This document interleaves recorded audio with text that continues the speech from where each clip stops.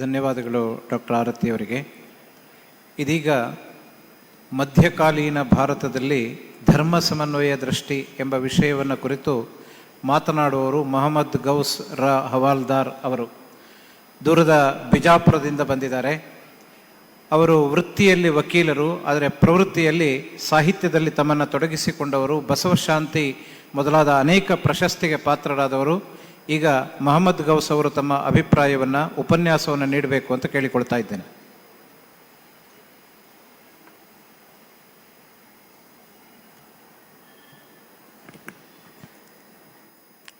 ಹೊಯ್ದವರನ್ನ ಹೊರೆದವರೆಂಬೆ, ಬೈದವರನ್ನ ಬಂಧುಗಳೆಂಬೆ, ನಿಂದಿಸಿದವರನ್ನ ತಂದೆ ತಾಯಿಗಳೆಂಬೆ, ಅಳುವವರನ್ನ ಆಳದವರೆಂಬೆ, ಜರಿದವರನ್ನ ಜನ್ಮ ಬಂಧುಗಳೆಂಬೆ, ಹೊಗಳಿದವರನ್ನ ಹೊನ್ನ ಶೂಲದ ಲಿಕ್ಕಿದರೆಂಬೆ ಕೂಡಲ ಸಂಗಮ ದೇವ.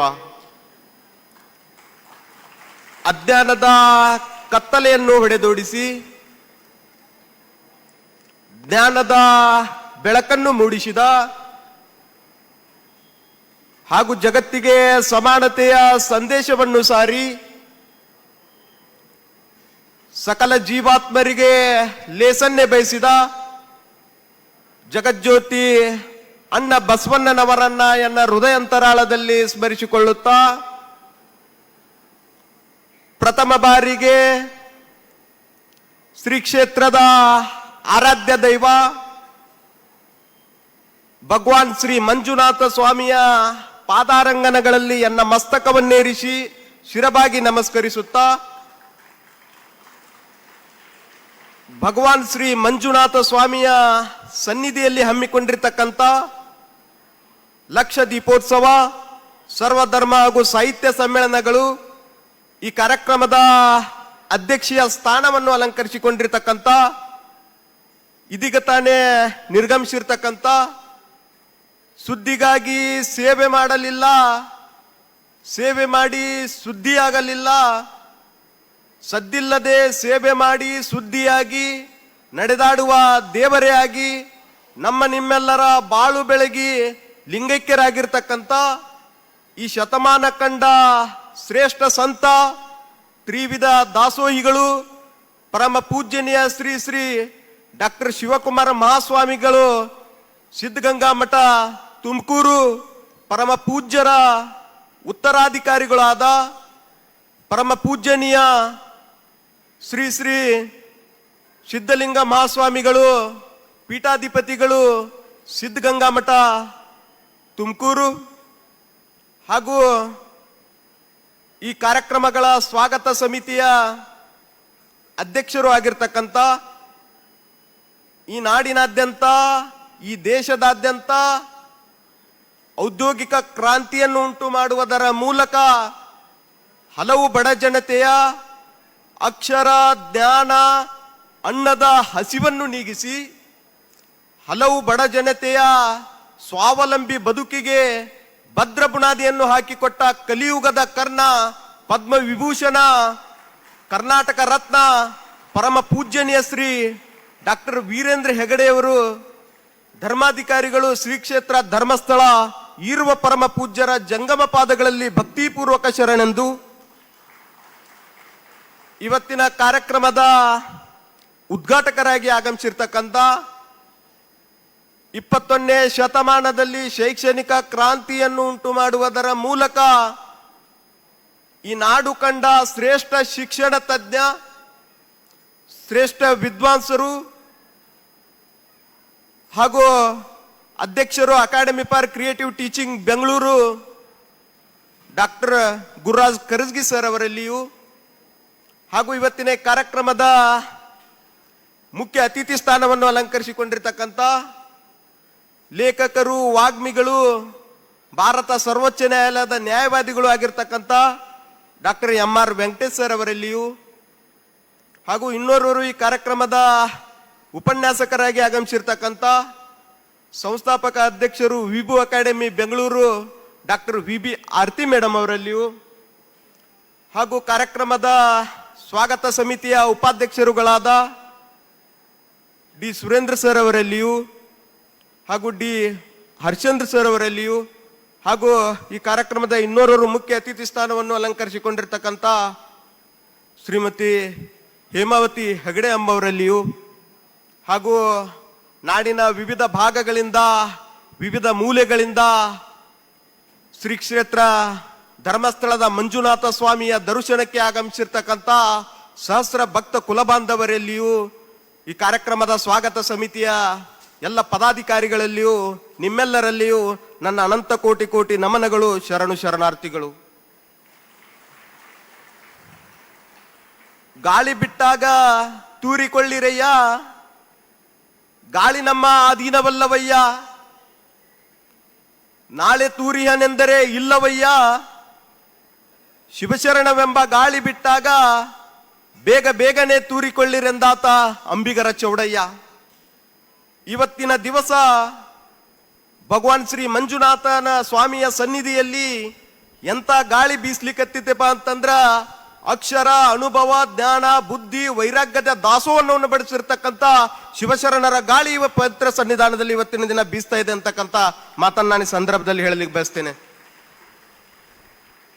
ನನಗೆ ಇವತ್ತಿನ ದಿವಸ ಇಲ್ಲಿ ಉಪನ್ಯಾಸಕರಾಗಿ ಕರೆಯಿಸಿ ನನಗೆ ಕೊಟ್ಟಿರ್ತಕ್ಕಂಥ ವಿಷಯ ಮಧ್ಯಕಾಲೀನ ಭಾರತದಲ್ಲಿ ಧರ್ಮ ಸಮನ್ವಯತೆ.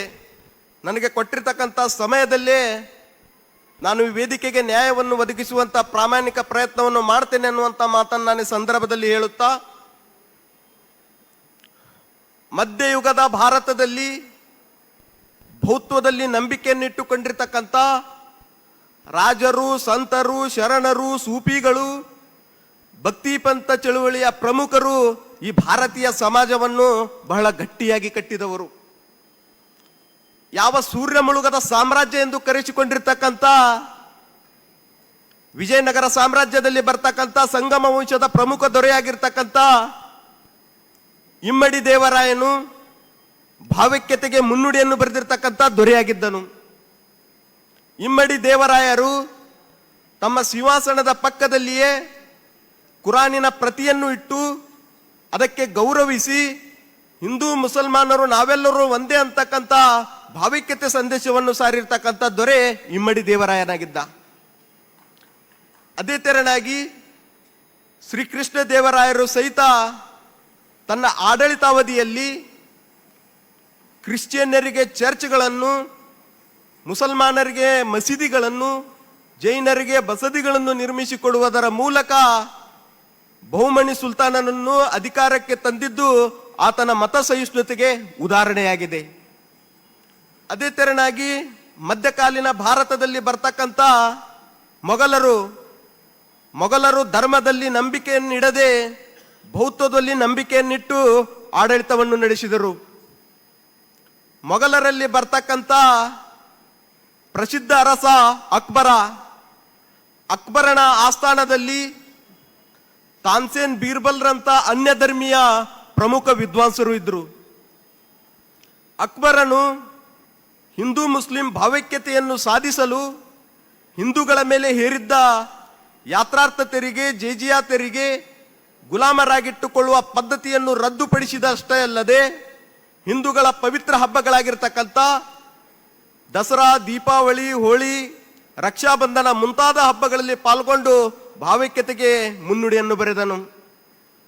ಅದೇ ತೆರನಾಗಿ ಅಕ್ಬರನು ತನ್ನ ತಾಯಿ ಮರಣ ಹೊಂದಿದಾಗ ಮುಖಕ್ಕೆ ಕ್ಷೌರವನ್ನು ಮಾಡಿಕೊಂಡು ಹಣೆಗೆ ತಿಲಕವನ್ನಿಟ್ಟುಕೊಂಡು ಹಿಂದೂ ಮುಸಲ್ಮಾನರು, ಕ್ರಿಶ್ಚಿಯನ್ನರು, ಬೌದ್ಧರು, ಜೈನರು ನಾವೆಲ್ಲರೂ ಈ ಮಧ್ಯಕಾಲೀನದಲ್ಲಿ ಒಂದೇ ಅಂತಕ್ಕಂಥ ಸಂದೇಶವನ್ನು ಸಾರಿರ್ತಕ್ಕಂಥ ದೊರೆ ಮೊಘಲರ ಅಕ್ಬರನಾಗಿದ್ದ.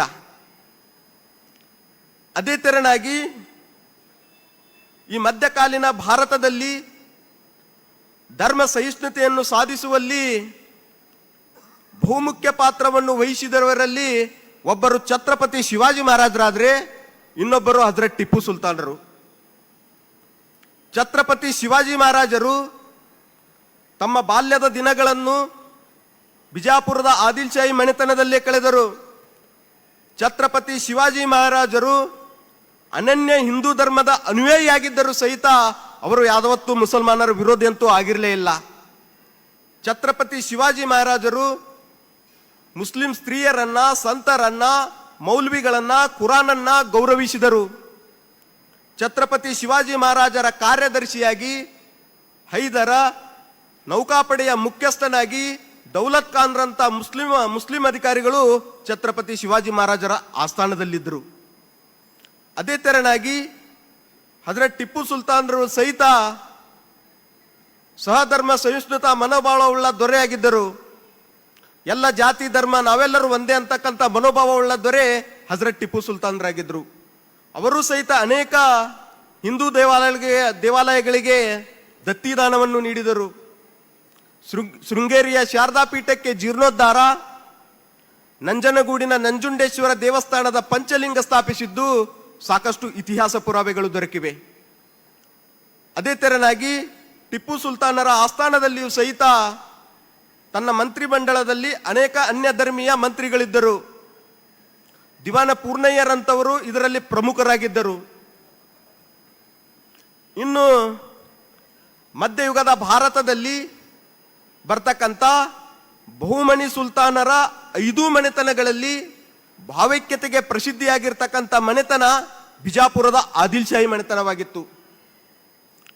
ಬಿಜಾಪುರದ ಆದಿಲ್ ಶಾಹಿ ಮನೆತನದ ಪ್ರಸಿದ್ಧ ದೊರೆ 2ನೇ ಇಬ್ರಾಹಿಂ ಅಲಿ ಆದಿಲ್ ಶಾಹಿ ಹಾಗೂ ಕಾಕಂಡ್ಕಿಯ ಶ್ರೇಷ್ಠ ಆಚಾರ್ಯರಾದ ಗುರು ಮಹಿಪತಿ ದಾಸರ ನಡುವೆ ಅನನ್ಯ ಭಾವೈಕ್ಯತೆಯ ಸಂಬಂಧವಿತ್ತು.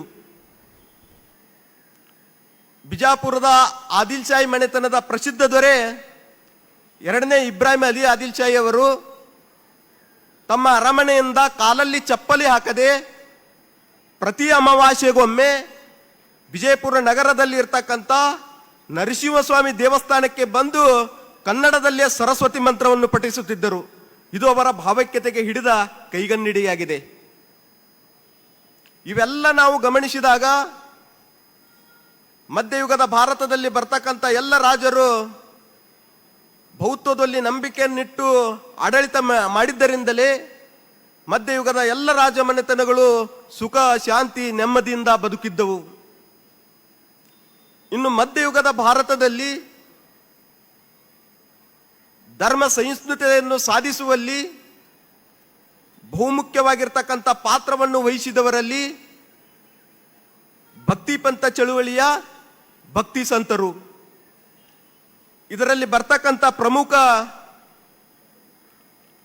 ಭಕ್ತಿ ಪಂಥ ಚಳುವಳಿಯ ಪ್ರಮುಖ ಭಕ್ತಿ ಸಂತರು ಶಂಕರಾಚಾರ್ಯರು, ಮಧ್ವಾಚಾರ್ಯರು, ರಮಾನಂದರು, ಗುರುನಾನಕರು, ಕಬೀರರು. ಇದರಲ್ಲಿ ಒಂದ್ ಕಡೆ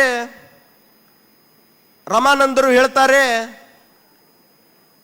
ಭಕ್ತಿಗೆ ಜಾತಿ, ಲಿಂಗ, ಮತ, ಭೇದ ಭಾವ ಅಡ್ಡಿಯಾಗದು. ಜಾತ ಪಂಥ ಪೂಜಾ ನಹಿ ನ ಕೋಯ, ಜೋ ಹರಿಕೋ ಬಾಜೆಸೋ ಹರಿಕೋ ಹೋಯ. ಇದರ ಅರ್ಥ ದೇವರು ತನ್ನ ಪೂಜಕನ ಜಾತಿ ಯಾವುದೆಂದು ಯಾವತ್ತೂ ಎಣಿಸುವುದಿಲ್ಲ ಅನ್ನುವಂಥ ಮಾತನ್ನು ರಮಾನಂದರು ತಮ್ಮ ದೋಹಾಗಳಲ್ಲಿ ಹೇಳ್ತಾರೆ. ಅದೇ ತೆರನಾಗಿ ಈ ಭಕ್ತಿ ಪಂಥ ಚಳುವಳಿಯಲ್ಲಿ ಮಧ್ಯಕಾಲೀನ ಭಾರತದಲ್ಲಿ ಬರ್ತಕ್ಕಂಥವರು ಇನ್ನೋರ್ವರು ಮಹಾತ್ಮ ಕಬೀರರು.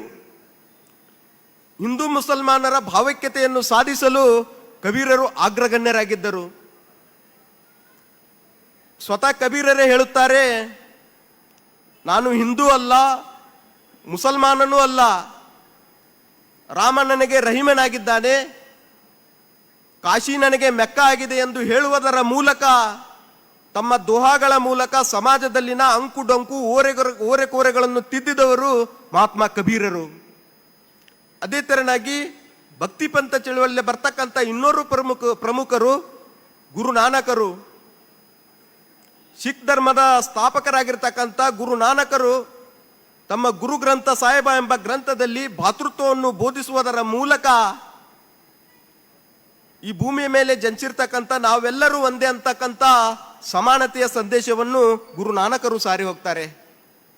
ಅದೇ ತೆರನಾಗಿ ಗುರುನಾನಕರು ಲಂಗರ್ ಎಂಬ ಹೆಸರಿನಿಂದ ಸಾಮೂಹಿಕ ಭೋಜನಕೂಟವನ್ನು ಏರ್ಪಡಿಸಿ ಆ ಭೋಜನಕೂಟದ ಪಂಕ್ತಿಯಲ್ಲಿ ಎಲ್ಲ ಜಾತಿ ಧರ್ಮ ಜನಾಂಗದವರಿಗೆ ಒಂದೇ ಸಾಲಿನಲ್ಲಿ ಕೂಡಿಸಿ ಅವರಿಗೆ ಊಟ ಮಾಡಿಸುವುದರ ಮೂಲಕ ಭಾವೈಕ್ಯತೆಯನ್ನು ಮೆರೆದವರು ಗುರು ನಾನಕರಾಗಿದ್ದರು.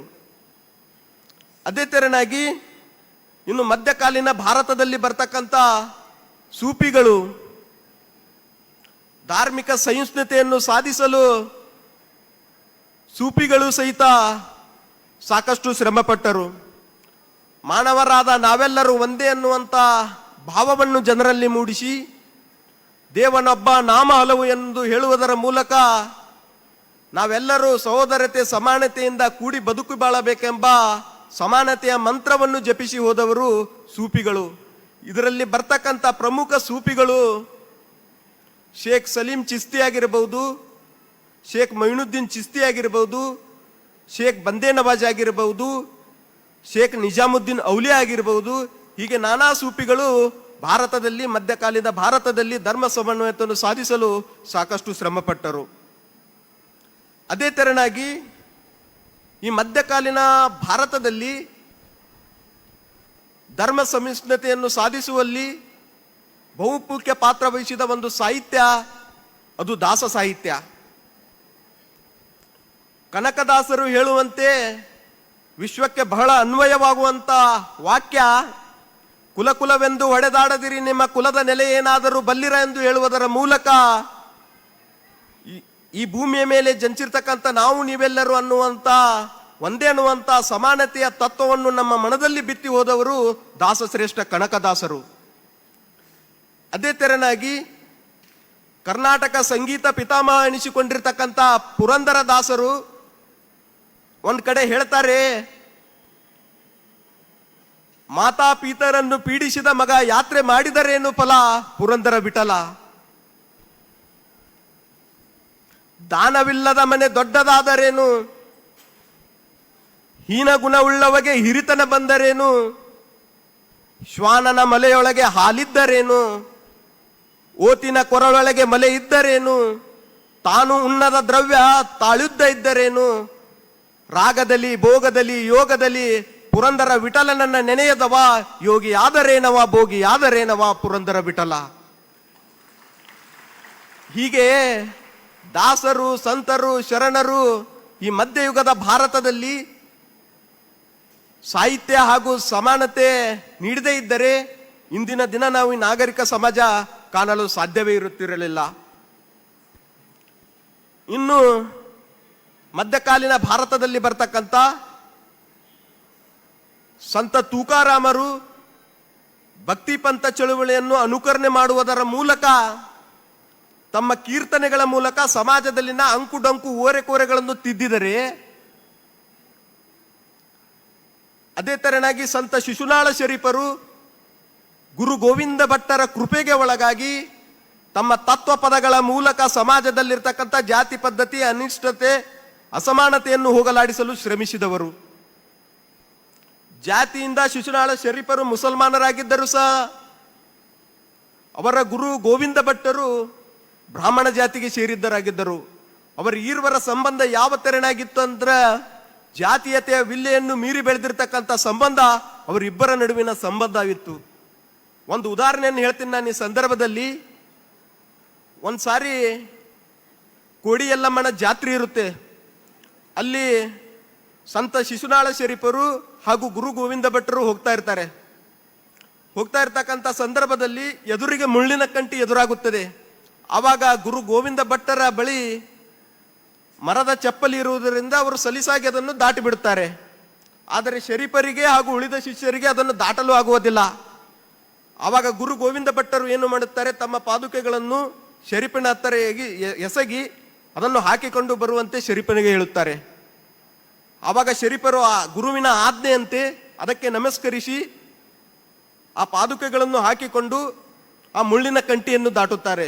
ಮತ್ತೆ ಪಾದುಕೆಗಳಿಗೆ ನಮಸ್ಕಾರ ಮಾಡಿ ಅದನ್ನು ಗುರು ಗೋವಿಂದ ಭಟ್ಟರಿಗೆ ಹಿಂತಿರುಗಿಸುತ್ತಾರೆ. ಇದನ್ನು ನೋಡಿರ್ತಕ್ಕಂಥ ಶರೀಫರ ಜೊತೆ ಇರ್ತಕ್ಕಂಥ ಅನ್ಯ ಜಾತಿಯ ಶಿಷ್ಯರು ಊರೆಲ್ಲ ಪ್ರಚಾರ ಮಾಡ್ತಾರೆ.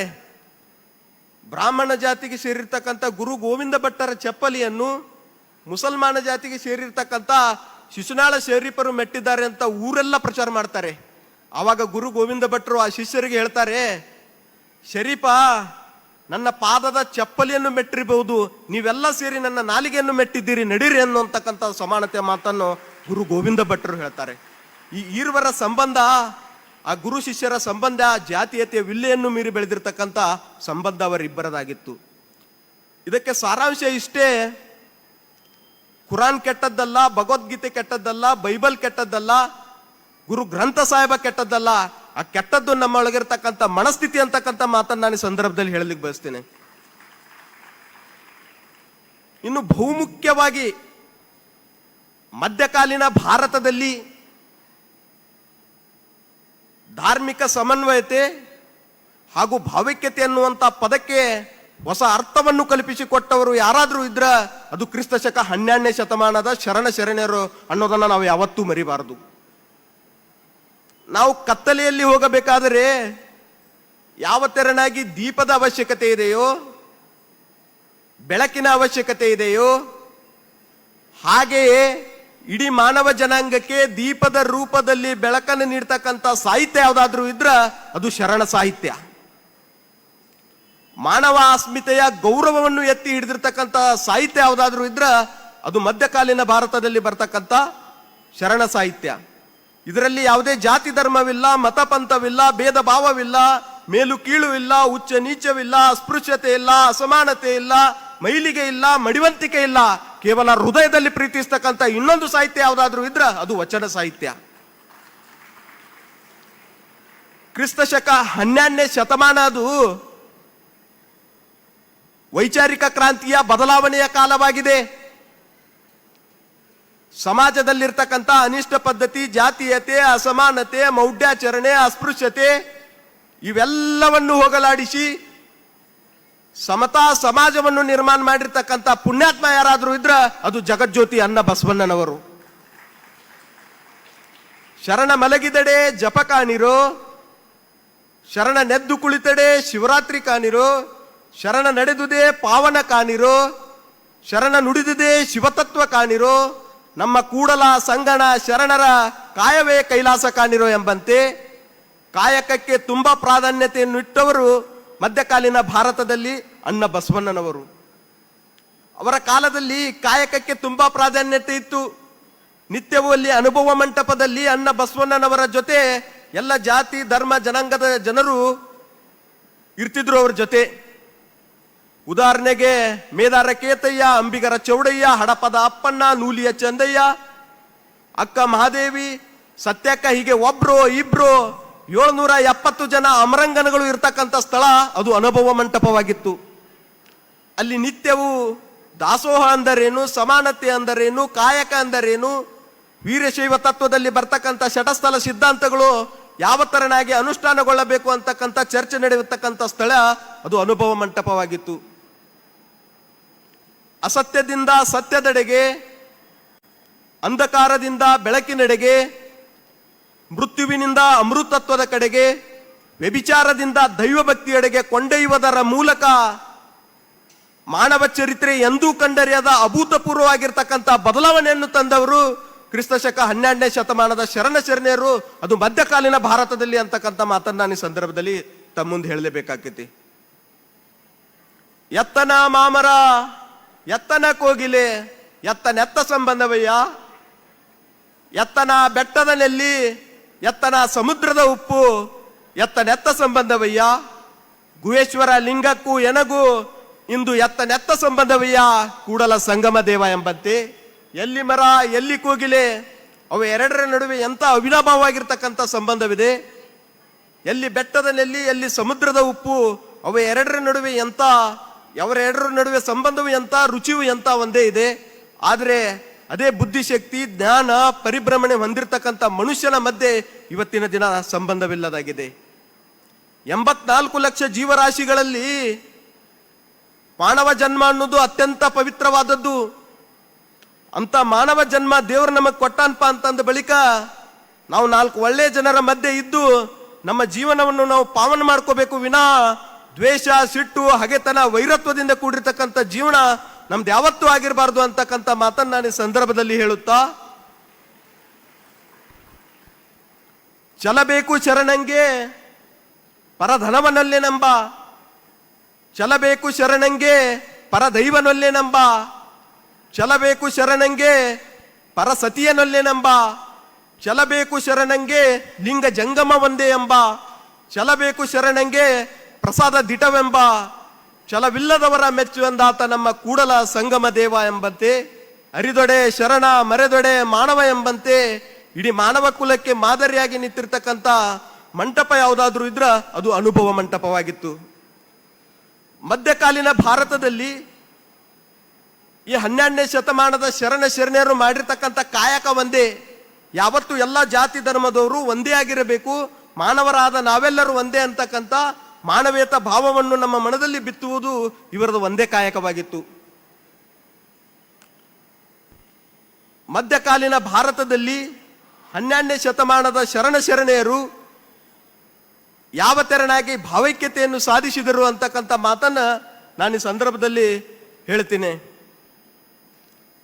6,000 ಜನ ವೇಶ್ಯರನ್ನಿಟ್ಟುಕೊಂಡು ವೇಶ್ಯಾವೃತ್ತಿ ಮಾಡ್ತಕ್ಕಂಥ ಸೂಳೆ ಸಂಕಮರಂತವರ ಮನವನ್ನು ಪರಿವರ್ತಿಸಿ ಆತರೆಲ್ಲರನ್ನು ಶಿವಶರಣೆಯರನ್ನಾಗಿ ಮಾಡಿದಲ್ಲ ಬಸವಣ್ಣ. ಇದು ಬಸವಣ್ಣ ಮಾಡಿರ್ತಕ್ಕಂಥ ಏಕತೆ. ಯಾವ ಕಲ್ಯಾಣದ ಬೀದಿಯಲ್ಲಿ ನಿಂತ್ಕೊಂಡು ಕಸ ಗುಡಿಸ್ತಕ್ಕಂಥ ಸತ್ಯಕ್ಕ ಅಂತಕ್ಕಂಥ ಒಬ್ಬ ಸಾಮಾನ್ಯ ಮಹಿಳೆಯನ್ನು ಹಿಡಿದು ಅಕ್ಕ ಮಹಾದೇವಿಯ ತನಕ ಶಿವಶರಣೆಯರನ್ನಾಗಿ ಮಾಡಿ ಅವರೆಲ್ಲರನ್ನು ಇಡೀ ಜಗತ್ತಿಗೆ ಪರಿಚಯಿಸಿದಲ್ಲ ಬಸವಣ್ಣ. ಇದು ಬಸವಣ್ಣ ಮಾಡಿರ್ತಕ್ಕಂಥ ಸಮಾನತೆ. ಯಾವ ಕಲ್ಯಾಣದ ಬೀದಿಯಲ್ಲಿ ಕುಳಿತುಕೊಂಡು ಚಪ್ಪಲಿ ಹೊಳಿತಿರ್ತಕ್ಕಂಥ ಸಮಗಾರ ಹರಳೆಯನ್ನು ಹಿಡಿದು ಸೊನ್ನಳದ ಸಿದ್ದರಾಮನ ತನಕ ಶರಣರನ್ನಾಗಿ ಮಾಡಿ ಅವರನ್ನು ಇಡೀ ಜಗತ್ತಿಗೆ ಪರಿಚಯಿಸಿದಲ್ಲ ಬಸವಣ್ಣ. ಇದು ಬಸವಣ್ಣ ಮಾಡಿರ್ತಕ್ಕಂಥ ಭಾವೈಕ್ಯತೆ. ಪುರುಷ ಪ್ರಧಾನ ಸಮಾಜದಲ್ಲಿ ಅಕ್ಕ ಮಹಾದೇವಿ ಅಂತವರನ್ನ ಅನುಭವ ಮಂಟಪದಲ್ಲಿ ಸ್ಥಾನ ಕೊಡಿಸಿ ಪುರುಷನಷ್ಟೇ ಸ್ತ್ರೀಯು ಸರಿ ಸಮಾನಳು ಅನ್ನುವಂಥ ಸಂದೇಶವನ್ನು ಇಡೀ ಜಗತ್ತಿಗೆ ಸಾರಿದಲ್ಲ ಬಸವಣ್ಣ. ಇದು ಬಸವಣ್ಣ ಮಾಡಿರ್ತಕ್ಕಂಥ ಲಿಂಗ ಸಮಾನತೆ. ಮಧ್ಯಕಾಲೀನ ಭಾರತದಲ್ಲಿ ನಾವು ಹೀಗೆಲ್ಲ ನೋಡ್ತಾ ಹೋದಾಗ ಸಾಕಷ್ಟು ಸಮಾನತೆ ಅನ್ನುವಂಥ ಈ ಪದಕ್ಕೆ ಒಂದು ಹೊಸ ಅರ್ಥವನ್ನು ಕಲ್ಪಿಸಿಕೊಟ್ಟವರು ಈ 12ನೇ ಶತಮಾನದ ಶರಣೆಯರು ಅನ್ನೋದನ್ನ ನಾವು ಯಾವತ್ತೂ ಮರಿಬಾರದು. ಯಾವ ತೆರನಾಗಿ ಸುಮಾರು 2 ವರ್ಷ 11 ತಿಂಗಳು 18 ದಿನಗಳ ಕಾಲ ಸುದೀರ್ಘವಾಗಿರ್ತಕ್ಕಂಥ ಸಮಯವನ್ನು ತೆಗೆದುಕೊಂಡು ಡಾಕ್ಟರ್ ಬಾಬಾ ಸಾಹೇಬ್ ಅಂಬೇಡ್ಕರ್ ಅವರು ಭಾರತ ದೇಶಕ್ಕೆ ಸಂವಿಧಾನವನ್ನು ಕೊಟ್ಟರು. ಅದೇ ತೆರನಾಗಿ ಅನುಭವ ಮಂಟಪದಲ್ಲಿ ಇರ್ತಕ್ಕಂಥ 770 ಜನ ಅಮರಂಗನಗಳ ಜೊತೆ ಚರ್ಚಿಸಿ ಜಗತ್ತಿನಲ್ಲಿ ಪ್ರಪ್ರಥಮ ಬಾರಿಗೆ ಕಾನೂನಿನ ಅರಿವು, ಸಮಾನತೆ, ಮಾನವೀಯ ಮೌಲ್ಯಗಳನ್ನು ಒಳಗೊಂಡಿರ್ತಕ್ಕಂಥ ಸಂವಿಧಾನವನ್ನು ಇಡೀ ಜಗತ್ತಿಗೆ ಪ್ರಥಮ ಬಾರಿಗೆ ಕೊಟ್ಟವರು ಯಾರಾದರೂ ಇದ್ರೆ ಅದು ಅಣ್ಣ ಬಸವಣ್ಣನವರು. ನಾವೆಲ್ಲರೂ ಪುಣ್ಯವಂತರು. ಯಾಕಪ್ಪ ಅಂತಂದ್ರ ಜಗಜ್ಯೋತಿ ಅಣ್ಣ ಬಸವಣ್ಣನವರು ನಡೆದಾಡಿದ ಪಾವನ ಭೂಮಿ ಇದು. ದಾಸೋಹದ ಮಹತ್ವವನ್ನು ಇಡೀ ಜಗತ್ತಿಗೆ ತಿಳಿಸಿಕೊಟ್ಟಿರ್ತಕ್ಕಂಥ ತುಮಕೂರು ಸಿದ್ಧಗಂಗಾ ಮಠದ ಶಿವಕುಮಾರ ಮಹಾಸ್ವಾಮಿಗಳು ಜನ್ಮ ತಾಳಿದ ಭೂಮಿ ಇದು. ಜಗತ್ತಿಗೆ ಜ್ಞಾನದ ಸಾರವನ್ನು ಉಣಬಡಿಸಿರ್ತಕ್ಕಂಥ ಜ್ಞಾನ ಯೋಗಾಶ್ರಮದ ಸಿದ್ದೇಶ್ವರ ಶ್ರೀಗಳು ಜನ್ಮ ತಾಳಿದ ಭೂಮಿ ಇದು. ಇಡೀ ದೇಶದಾದ್ಯಂತ ಉದ್ಯೋಗ ಇಲ್ಲದವರಿಗೆ ಉದ್ಯೋಗವನ್ನು ಕೊಟ್ಟು ಅವರಿಗೆ ಉದ್ಯೋಗದಾತರನ್ನಾಗಿ ಮಾಡಿರತಕ್ಕಂಥ ಕಲಿಯುಗದ ಕರ್ಣ ಡಾಕ್ಟರ್ ವೀರೇಂದ್ರ ಹೆಗಡೆಜಿ ಅವರನ್ನ ಜನ್ಮ ಕೊಟ್ಟಿರ್ತಕ್ಕಂಥ ಪಾವನ ಭೂಮಿ ಇದು. ಇಂಥ ಪುಣ್ಯ ಭೂಮಿಯಲ್ಲಿ ಜನಿಸಿರ್ತಕ್ಕಂಥ ನಾವು ನೀವೆಲ್ಲರೂ ಧನ್ಯರು ಅಂತಕ್ಕಂಥ ಮಾತನ್ನ ನಾನು ಈ ಸಂದರ್ಭದಲ್ಲಿ ಹೇಳುತ್ತಾ, ಹುಲ್ಲಾಗು ಬೆಟ್ಟದಡಿ ಮನೆಗೆ ಮಲ್ಲಿಗೆಯಾಗು, ಕಲ್ಲಾಗು ಕಷ್ಟಗಳ ಮಳೆ ವಿಧಿಸುರಿಯೇ, ದೀನ ದುರ್ಬಲರಿಗಾಗು ಬೆಲ್ಲ ಸಕ್ಕರೆ ಹಂಗಾಗು, ಎಲ್ಲರೊಳಗೊಂದಾಗು ಮಂಕುತಿಮ್ಮ ಎಂಬಂತೆ ನಾವು ಎಲ್ಲರೊಳಗೊಂದಾಗಿ ಬದುಕಿದಾಗ ಮಾತ್ರ ಈ ಸಮಾಜದಲ್ಲಿ ನಾವು ಇತರರಿಗೆ ಮಾದರಿಯಾಗಿ ಬದುಕಲು ಸಾಧ್ಯ ಅಂತಕ್ಕಂಥ ಮಾತನ್ನು ನಾನು ಈ ಸಂದರ್ಭದಲ್ಲಿ ಹೇಳುತ್ತಾ, ಕೊನೆಯದಾಗಿ ನಾನೊಂದು ಮಾತನ್ನು ಹೇಳ್ತೀನಿ ಈ ಸಂದರ್ಭದಲ್ಲಿ.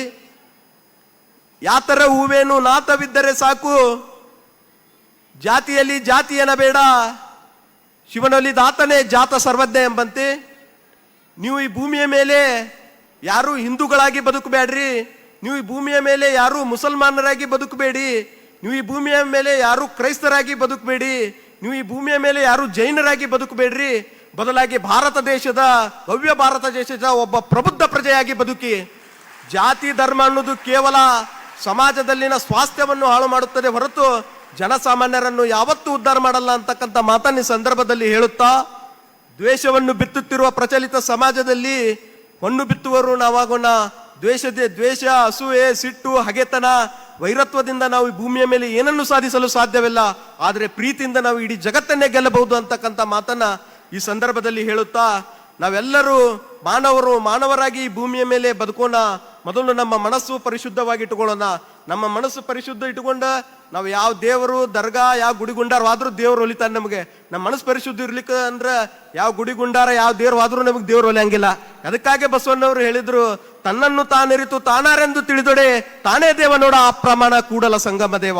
ಮೊದಲು ನನ್ನನ್ನು ನಾನರಿತು ಮಾನವರಾಗಿ ಭಗವಾನ್ ಶ್ರೀ ಮಂಜುನಾಥ ಸ್ವಾಮಿಯ ಕೃಪೆಗೆ ನಾವು ನೀವೆಲ್ಲರೂ ಪಾತ್ರರಾಗೋಣ ಅಂತಕ್ಕಂಥ ಮಾತನ್ನ ಈ ಸಂದರ್ಭದಲ್ಲಿ ಹೇಳುತ್ತಾ, ಭವಿಷ್ಯ ನನಗೆ ಕೊಟ್ಟಿರ್ತಕ್ಕಂಥ ಸಮಯ ಮೀರ್ತಂತೇಳಿ ನಾನು ಭಾವಿಸ್ಕೊತೀನಿ. ನನ್ನನ್ನು ಸಹಿತ ದೂರದ ಬಿಜಾಪುರದಿಂದ ಇಲ್ಲಿಗೆ ಕರೆಯಿಸಿ ಇಂಥ ಪವಿತ್ರ ಪುಣ್ಯ ಸ್ಥಳದಲ್ಲಿ ನಿಂತು ಉಪನ್ಯಾಸ ನೀಡಲು ಅವಕಾಶ ಮಾಡಿಕೊಟ್ಟಿರ್ತಕ್ಕಂಥ ಪರಮ ಪೂಜ್ಯನೀಯ ಡಾಕ್ಟರ್ ವೀರೇಂದ್ರ ಹೆಗಡೆ ಅವರಿಗೆ ಮತ್ತೊಮ್ಮೆ ನನ್ನ ಭಕ್ತಿಪೂರ್ವಕ ನಮನಗಳನ್ನು ಸಲ್ಲಿಸಿ ನನ್ನ ಮಾತಿಗೆ ವಿದಾಯ ಹೇಳುತ್ತೇನೆ. ಜೈ ಹಿಂದ್, ಜೈ ಕರ್ನಾಟಕ.